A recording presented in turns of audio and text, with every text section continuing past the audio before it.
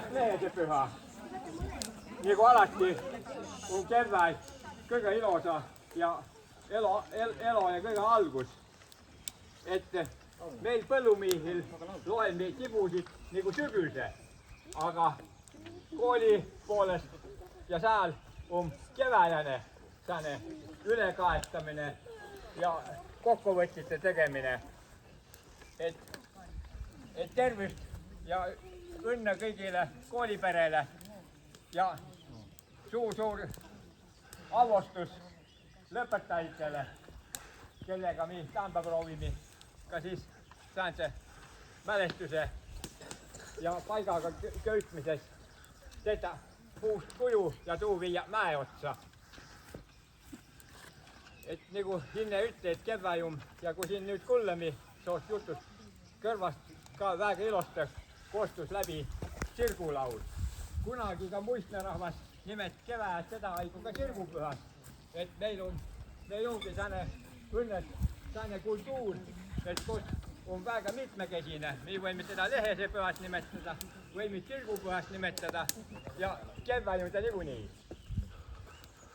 Et tänapäevast päiva ilosta läbi viia, siis nagu näete, meil on tuli üleval, tubli Haani naase pandva meil ja oma juba pannu ja alustase potiga, et ka veitse saame kõttu kinnitada.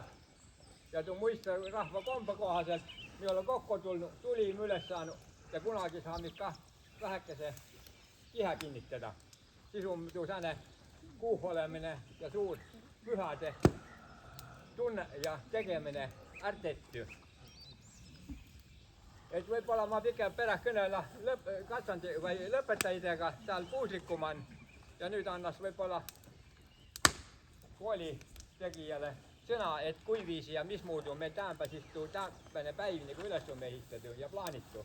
Et pidadi siis siin tetas saati ja kusti siis olla saati ja mu poolt siis ja Haanimihi poolt ja Haani rahva poolt siis hääd olemist ja tundke hinnast toost päevast rõõmu ja jäägu ka helge mälestuse.